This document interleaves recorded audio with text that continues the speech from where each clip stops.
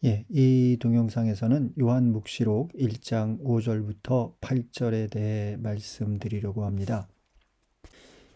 요한묵시록은 예수 그리스도의 계시 또는 묵시라는 말씀으로 시작하는데요. 1장 1절을 한번 보죠.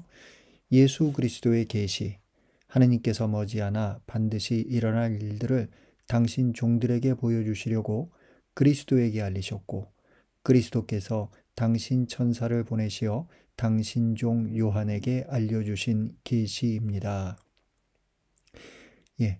계시, 라틴 말의 레벨라티오에 해당하죠.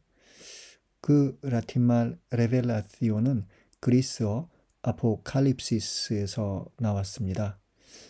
영어에서는 이제 이 두 단어를 다 사용하는데요. 레벨레이션 또는 아포칼립스라는 두 단어를 이제 다 사용하는데요. 우리말로는 계시라고 번역하기도 하고 또는 묵시라고 번역할 수도 있습니다. 흥미로운 거는 1장 1절에서는 계시라고 번역을 했는데 반면에 그 책의 제목은 요한 묵시록이 됐지요. 아무튼 두 단어는 동의어라고 우리가 생각할 수 있겠습니다. 1장 1절에서 보듯이 계시 또는 묵시는 본래 책의 내용을 가리키기 위해 사용된 단어인데 역사적인 흐름과 함께 이 단어는 훗날 하나의 문학 양식을 가리키는 단어로 발전됩니다. 묵시 문학, 독일 말로는 이제 아포칼립틱이라고 하지요. 물론 그렇다고 요한 묵시록이 최초의 묵시 문학인 것은 아닙니다. 구약에서도 다니엘서가 이제 대표적인 묵시 문학 작품이고요. 그 외에도 이사야서 24장부터 27장을 이사야 묵시록이라고 부릅니다. 그리고 이사야서 33장을 소묵시록이라고 부릅니다. 외경 중에서 찾아본다면 희년서, 그리고 에티오피아어 에녹서, 그리고 에즈라 사서, 그리고 시리아어 바룩서 등을 묵시문학으로 꼽을 수가 있습니다. 묵시문학의 대표적 형태는 어떤 이에게 환시나 꿈을 통해 천상적 실제에 대한 신적 계시가 전달되는 것입니다. 그 바탕에는 환시가 전하는 천상적 실제가 지상에서도 실현될 것이라는 사유체계가 있습니다. 계시의 내용은 미래와 그리고 궁극적으로는 종말과 관련된 것으로 상징적으로 전달된 환시나 꿈을 알아듣기 위해서 해석이 필요합니다. 다시 말해 묵시문학에서 사용되는 신화적 상징 언어는 해석자의 도움 없이 알아들을 수 없습니다. 묵시문학에서는 이제 종종 환시를 해석해주는 천상적 존재가 등장하는데요. 그 해석자를 해석천사라고 부릅니다. 라틴 말로 안겔루스 인터프레스라는 용어가 그에 해당합니다.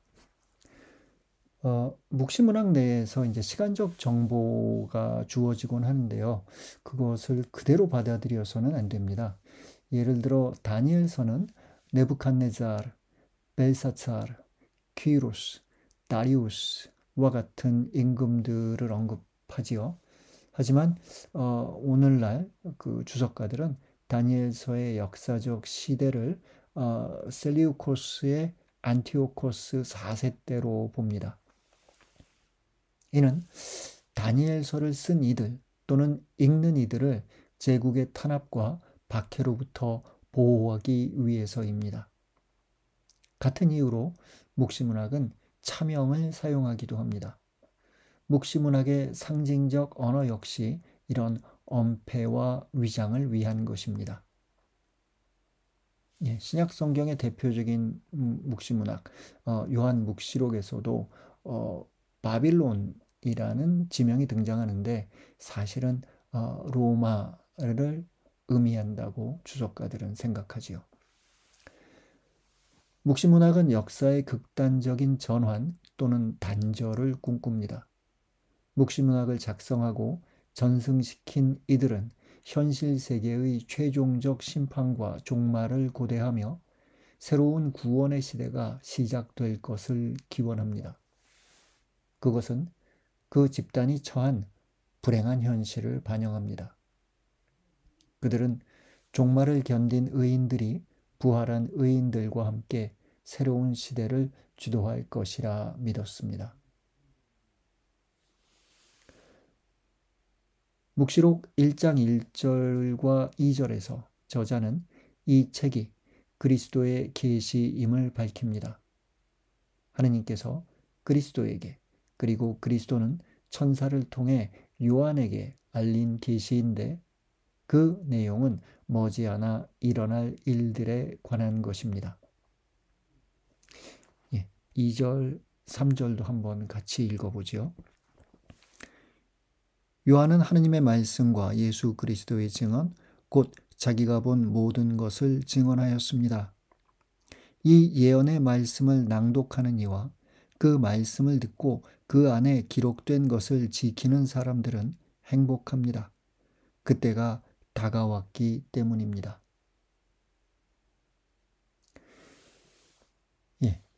1장 3절은 행복선언입니다. 저자는 자신이 전하는 예언의 말씀을 낭독하고 듣고 지키는 사람들을 복되다라고 축복하는데, 왜냐하면 종말의 때가 다가왔기 때문입니다. 4절부터 6절까지 텍스트를 읽어보겠습니다. 요한이 아시아에 있는 7교회에 이 글을 씁니다. 지금도 계시고 전에도 계셨으며 또 앞으로 오실 분과 그분의 어좌 앞에 계신 7 영에게서 또 성실한 증인이시고 죽은 이들의 맞이이시며 세상 임금들의 지배자이신 예수 그리스도에게서 은총과 평화가 여러분에게 내리기를 빕니다. 우리를 사랑하시어 당신 피로 우리를 죄에서 풀어주셨고 우리가 한 나라를 이루어 당신의 아버지 하느님을 섬기는 사제가 되게 하신 그분께 영광과 권능이 무궁하기를 빕니다. 아멘. 1절부터 3절에 이제 머릿말이 마무리되고 4절부터는 서간이 시작되는데요. 저자가 이제 여기서 서간의 형식을 취하기 시작하는 거지요. 저자는 우선 누가 누구에게 서간을 쓰는지를 밝힙니다. 그리고 인사를 전합니다. 서간의 저자는 요한이고 수취 공동체는 아시아에 있는 7 교회입니다. 1장 11절을 참조하시기 바랍니다. 누가 누구에게 서간을 쓰는지에 대해서는 매우 간략하게 기술된 반면 뒤따르는 인사 부분은 굉장히 장황합니다. 4절부터 5절에서 저자는 인사의 형식으로 7 교회에게 은총과 평화를 기원하는데 그 은총과 평화는 하느님과 7 영 그리고 예수 그리스도로부터 온 것입니다. 여기서 눈에 띄는 점은 하느님에 대한 3가지 수식과 예수 그리스도에 대한 3가지 수식입니다. 하느님은 첫째, 지금도 계시고 둘째, 전에도 계셨으며 셋째, 앞으로 오실 분입니다. 예수 그리스도는 첫째, 성실한 증인, 둘째, 죽은 이들의 맞이, 셋째, 세상 임금들의 지배자입니다. 이 내용에 관해서는 잠시 후에 다시 설명의 말씀을 드리기로 하고요. 몇몇 주석가들은 이 부분의 언어와 문체가 전례적이다라는 면에 주목하면서 6절의 마지막 아멘을 수신 공동체의 전례적 응답으로 해석합니다. 5절부터 6절에서 이번에는 예수 그리스도의 영광과 권능이 영원하기를 기원하는데요.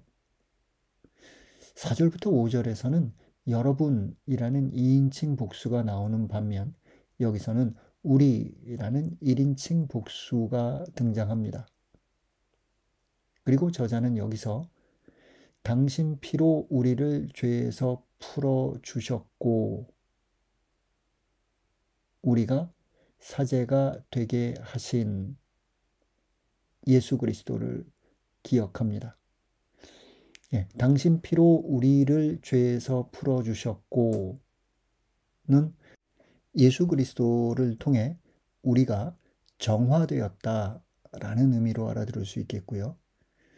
우리가 사제가 되게 하셨다라는 것은 예수 그리스도를 통해 우리가 성화되었다라고 해석할 수 있겠습니다.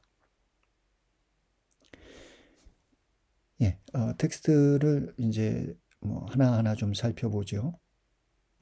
요한이 아시아에 있는 7 교회에 이 글을 씁니다. 아시아 어디를 의미하는지, 오늘날의 의미와 같은지 거기에 대해서 이제 토론이 있습니다. 묵시록에 쓰여질 당시 세계는 유럽과 아시아로 나뉘어져 있었습니다. 학자들은 유럽 밖의 모든 땅이라는 뜻으로 아시아를 정의해야 된다라고 생각하기도 합니다. 7 교회, 요한 묵시록에서 7이라는 숫자는 54번이나 나옵니다. 7이라는 숫자는 그 자체로 완전함 또는 천상성을 암시하는 숫자이기도 한데요. 그래서 어떤 이들은 여기서 얘기하는 7 교회를 모든 교회를 뜻한다라고 생각하기도 합니다. 그렇지만 오늘날 그 묵시록을 공부하는 주석가들은 소아시아에 있었던 7 교회로 보는 것이 더 타당하지 않느냐라고 생각합니다. 은총과 평화라는 두 개념이 나옵니다. 은총이라는 것은 그리스 말로 카리스라고 하지요. 그리스적 어감의 인사입니다. 평화는 히브리어로 샬롬이라고 하지요. 이것은 히브리적 어감의 인사입니다. 카리스와 샬롬. 그리스도교 서간들은 이 둘을 묶어서 함께 사용하곤 했습니다. 지금도 계시고 전에도 계셨으며 또 앞으로 오실 분, 이는 현재, 과거, 미래를 아우르는 표현인데 신학적으로는 시간을 초월한 존재를 가리킵니다. 이 표현은 탈출기 3장 14절, 탈출기 3장 14절인데 그런데 히브리어 텍스트가 아니라 그리스어 텍스트, 우리가 70인역이라고 알고 있는 그리스어 번역본 탈출기 3장 14절에서 유래된 것으로 보입니다. 예, 예수 시대를 전후해서 있었던 유다이즘을 학자들은 라비닉 유다이즘과 헬레니스틱 유다이즘으로 나누는데요. 헬레니스틱 유다이즘에서, 그러니까 이스라엘 밖에서 번성했던 그런 헬레니스틱 유다 사상에서 하느님은 종종 있는 분이라고 표기되었습니다. 어떤 그리스 사상의 영향이라고 볼 수 있겠죠. 있는 분을 전례적으로 확장한 표현이 4절의 지금도 계시고 전에도 계셨으며 또 앞으로 오실 분입니다. 요한은 이 표현을 사용함으로써 자신을 구약의 모세처럼 소개하고 있다고 주석가들은 또 생각합니다. 예, 여기서 하느님과 예수 그리스도 외에 7 영들이 나오는데요. 7 영들, 묵시록 3장 1절, 4장 5절, 그리고 5장 6절에서도 하느님의 7 영들이 언급됩니다. 구약에서는 하느님의 영이 단수로 사용된 반면 여기서는 복수로 7 영들이 사용되었습니다. 어떤 주석가들은 이를 그리스말로 된 70인역 이사야 11장 2절부터 3절 또는 스가랴 4장과 연관시키기도 하지만 7 교회에 현존하는 7 영들로 단순하게 이해하는 것이 더 나아 보입니다. 몇몇 주석가들은 7 영들이 성령이 아니라 7 천사들일 것이라고 생각합니다. 히브리서 1장 14절에서 천사들은 하느님을 시중 드는 영입니다. 히브리서 1장 14절. 천사들은 모두 하느님을 시중 드는 영으로서 구원을 상속받게 될 이들에게 봉사하도록 파견되는 이들이 아닙니까? 외경 중에서 에녹 1서를 보면 7 대천사의 이름이 나옵니다. 우리엘, 라파엘, 라구엘, 미하엘, 사라카엘, 가브리엘, 르미엘. 요한묵시록에는 단수로 하느님의 영 또는 거룩한 영이라는 표현은 나오지 않습니다. 영들은 말씀을 전하는 예언적 역할을 마치 천사들처럼 수행합니다.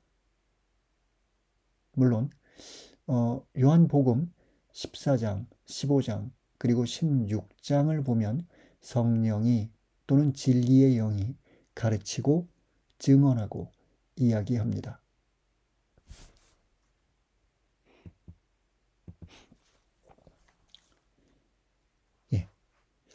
5절에 보면 이제 성실한 증인이라는 표현이 나오지요. 다른 번역을 해본다면 믿을 만한 증인이 되겠죠. 그의 증언은 믿을 만하다. 이 정도의 내용으로 우리가 알아들을 수도 있겠습니다. 이 호칭은 시편 88장 그리고 89장과 관련된 것으로 보입니다. 묵시록 3장 14절은 이를 성실하고 참된 증인으로 더 확장하였습니다. 성실한 증언이라는 호칭은 2장 13절에서 순교한 안티파스에게도 적용되었습니다. 그 밖에 묵시록에서 증인이라는 어휘가 사용되는데 이 경우 믿음을 증거하기 위해 죽음까지도 감수한 이들을 가리키는 것으로 보입니다. 그렇다면 예수는 무엇에 대한 성실한, 믿을 만한 증인일까요? 디모데오 1서 6장 13절은 빌라도의 법정에서 믿음을 증거한 그리스도 예수님에 대해 언급합니다.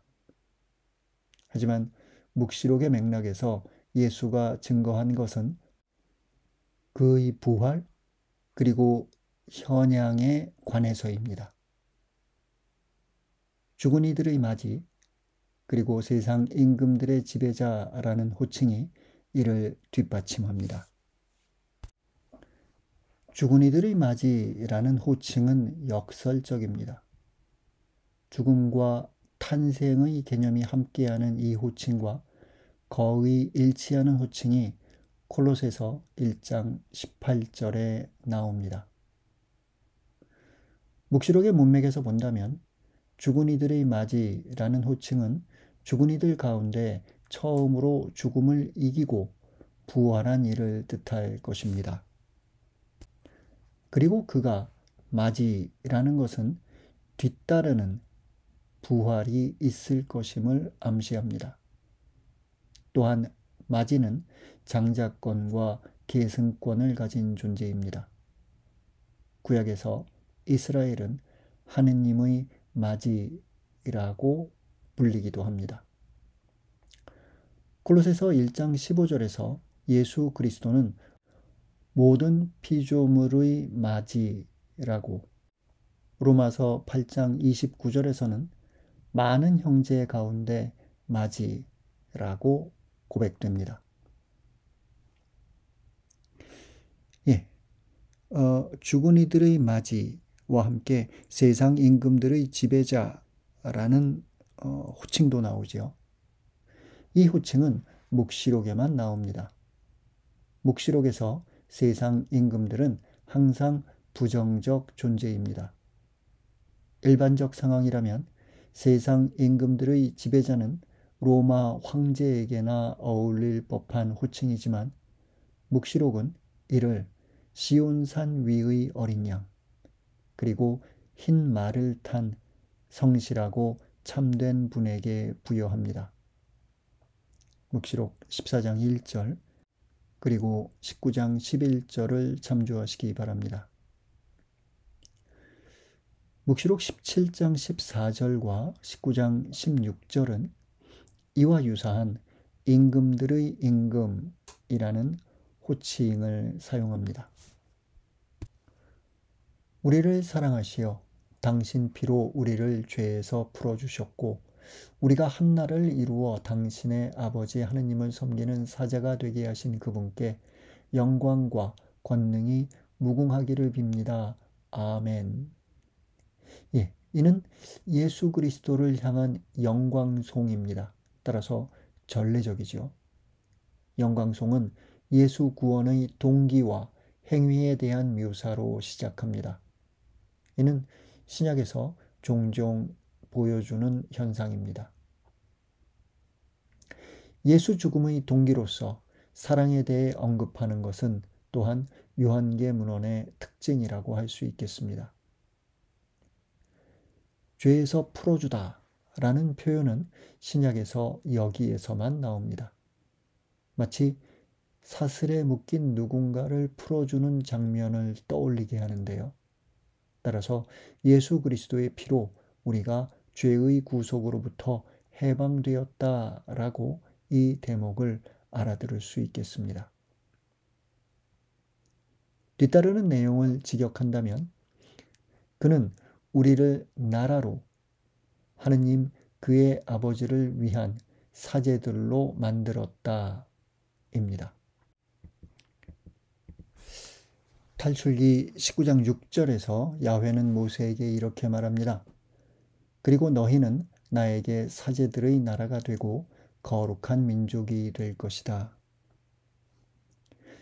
베드로 1서 2장 9절에는 다음과 같은 문장이 나옵니다. 그러나 여러분은 선택된 결례고 임금의 사제단이며 거룩한 민족이고 그분의 소유가 된 백성입니다. 예, 나라 그리고 사제라는 두 단어가 묶여 있죠. 이를 신정국가의 이상을 반영하는 것으로 해석할 수도 있고요. 조금 더 단순하게 거룩한 국가를 묘사하는 것으로 알아들을 수도 있겠습니다. 예, 묵시록 5장 10절에는 다음과 같은 구절이 나옵니다. 주님께서는 그들이 우리 하느님을 위하여 한 나라를 이루고 사제들이 되게 하셨으니 그들이 땅을 다스릴 것입니다. 예, 이 내용으로부터 미루어 볼 때 여기서는 신정국가의 이상이라기보다는 하느님을 향한 경건함, 그런 거룩한 국가를 이루는 것으로 생각하는 것이 더 낫지 않을까. 예, 주석가들은 이렇게 생각합니다. 예, 이렇게 예수 그리스도의 피로 죄로부터 해방된, 정화된 이들이 이제 거룩한, 성화된 나라를 이루게 될 것이라고 묵시록의 저자는 선언합니다. 그 거룩한 나라의 왕권이 예수 그리스도에게 있음이 영광송의 마지막 부분에서 밝혀집니다. 이 부분은 베드로 1서 4장 11절과 비슷합니다. 그분께서는 영원 무궁토록 영광과 권능을 누리십니다. 아멘. 일반적으로 영광송은 어떤 대목을 마무리하는 문학적 기능을 수행합니다. 그런데 묵시록 1장에서 영광송에 이어 예언적 신탁이 나옵니다. 7절과 8절인데요. 텍스트를 함께 읽어보겠습니다. 보십시오. 그분께서 구름을 타고 오십니다. 모든 눈이 그분을 볼 것입니다. 그분을 찌른 자들도 볼 것이고 땅의 모든 민족들이 그분 때문에 가슴을 칠 것입니다. 꼭 그렇게 될 것입니다. 아멘. 지금도 계시고 전에도 계셨으며 또 앞으로 오실 전능하신 주 하느님께서 나는 알파요 오메가다 하고 말씀하십니다.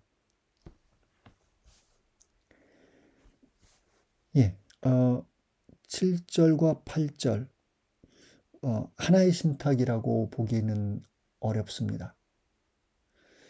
이 7절과 8절은 영광송을 뒤따르는 내용이고요.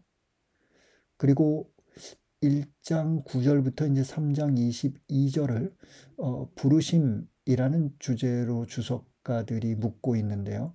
따라서 영광송과 부르심 그 사이에 이 예언적 신탁이 위치하는 겁니다. 두 개의 신탁이 하나로 묶여 있는데 첫째 신탁은 예수 재림이라는 사건과 관련되고 둘째 신탁은 하느님의 말씀과 관련됩니다. 그래서 주석가들은 7절의 첫째 신탁을 영광송과 그 앞부분에 나오는 영광송과 연결시키고요. 그리고 8절의 둘째 신탁을 뒤따르는 요한의 부르심과 연결시켜서 해석하곤 합니다.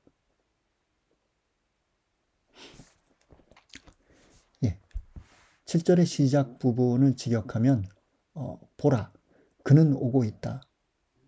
내지는 보라, 그가 오고 있다 입니다. 요한 자신은 그가 오고 있는 것을 지금 보고 있고 다른 이들은 곧 보게 될 것입니다. 여기서 그는 당연하게도 예수 그리스도이며 따라서 이 예언적 신탁은 예수 그리스도의 임박한 재림에 대한 예고입니다. 보라로 시작해서 아멘으로 끝나는 첫째 신탁은 초기 그리스도교 문학의 예언 형식이라고 주석가들은 생각합니다. 그리고 그 내용은 다니엘서 7장 13절, 스가리야서 12장 10절부터 14절을 연상시킵니다.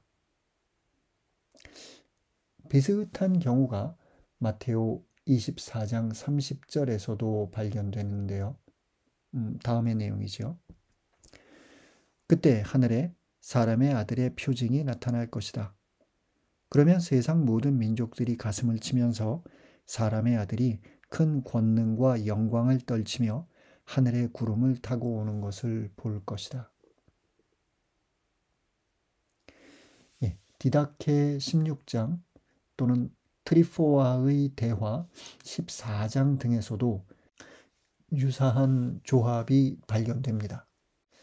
따라서 주석가들은 다니엘서 7장 13절과 스가리야서 12장 10절부터 14절의 조합을 예수 재림에 대한 예고로 해석한 것은 이미 묵시록 이전부터 초기 그리스도 공동체에 퍼져 있었을 것이다 라고 추측합니다.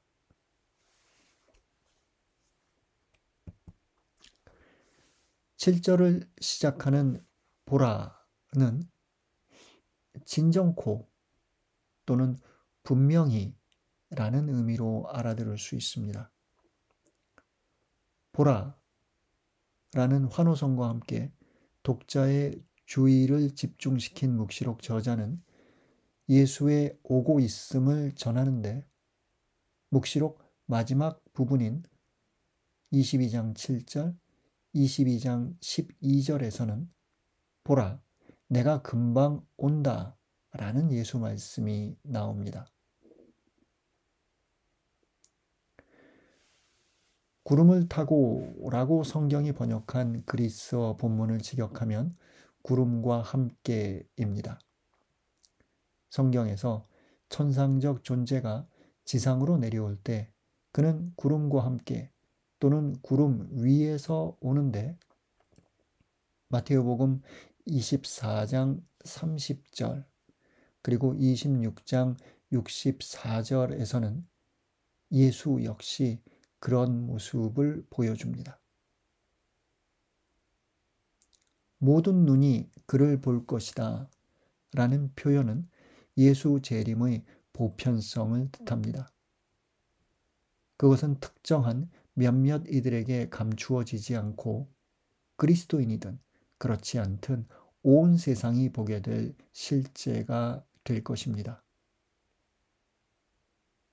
그를 찌른 자들이라는 표현은 스가랴 12장 10절을 상기시키는데 요한복음 19장 37절에서는 이를 직접 인용하기도 했습니다. 땅의 모든 민족들이 그에 대해 애도할 것이다 에서 애도한다는 것은 가슴을 치며 곡을 하는 것을 뜻합니다. 그들은 예수의 죽음을 애도하고 동시에 자신들에게 있을 심판에 대해서도 애도하고 있습니다. 7절의 마무리 부분은 성경은 꼭 그렇게 될 것입니다. 아멘이라고 이제 의역했습니다만 그 직역은 예, 아멘입니다. 예, 아멘.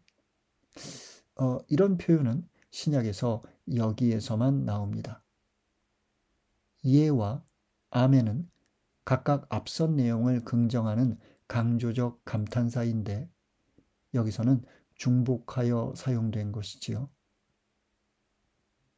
어떤 주석가들은 예, 아멘 이런 중복적 사용을 예언적 신탁에 대한 제의적 응답이라고 보기도 했습니다. 8절은 그리스어 본문에서 세 부분으로 이루어진 신적 자기 선언입니다. 나는 알파이고 오메가이다. 나는 있느니 그리고 있었더니 그리고 올 이이다. 나는 전능한 이이다. 묵시록에서 하느님의 언사는 여기와 21장 5절부터 8절에만 나옵니다. 알파고 오메가이다 라는 표현은 묵시록에서 2번 더 나오는데 21장 6절에서는 역시 하느님의 자기 선언이고요. 그런데 21장 13절에서는 예수 그리스도의 자기 선언이기도 합니다. 이 표현은 묵시록의 문맥에서 창조부터 종말까지를 아우르는 신적 권능의 절대성을 함축합니다.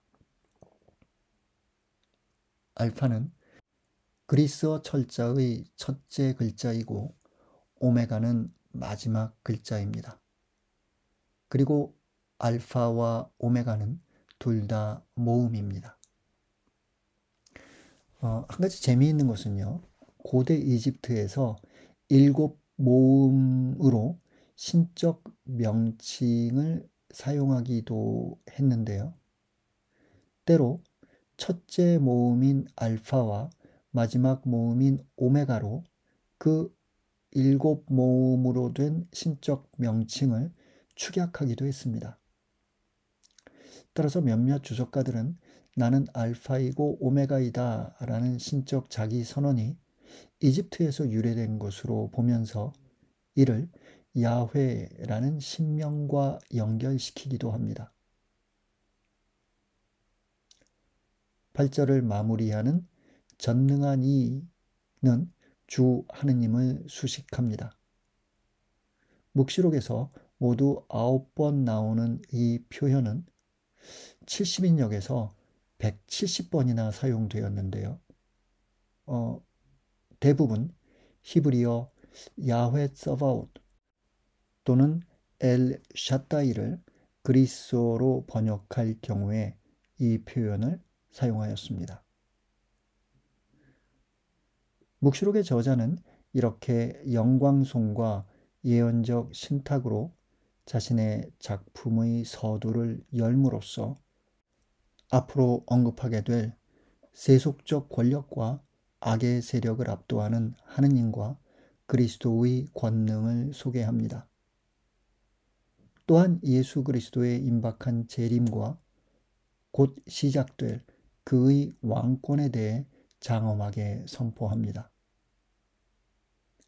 이렇게 묵시록을 열며 사용된 나는 알파이고 오메가이다 라는 하느님의 자기 선언은 종말론적 임금으로 세상을 심판할 예수 그리스도의 자기 선언이 됩니다.